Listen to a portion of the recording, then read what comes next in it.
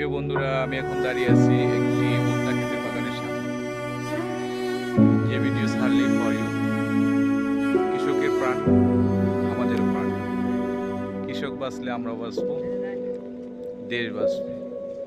তাই কৃষকদের প্রতি সহানুভূতিশীল হই, কৃষকদেরকে সাপোর্ট করি,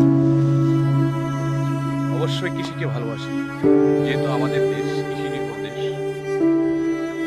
কৃষি আমাদের একমাত্র অর্থকারী ফসল, যে ফসলের মাধ্যমে আমাদের দেশের হাজারো যুবক অনুপ্রাণিত হয়ে উদ্যোক্তা হয়ে এই কৃষিকে গ্রহণ করে নিয়েছে। বর্তমানে যে চাকরির ব্যবস্থা আমাদের দেশে ওই সংকীর্ণ, যে কোনো জায়গায় প্রতিটা মানুষ এখন বাইরে যাচ্ছে আর কৃষিকাজে উদ্ভাবন সৃষ্টি করছে।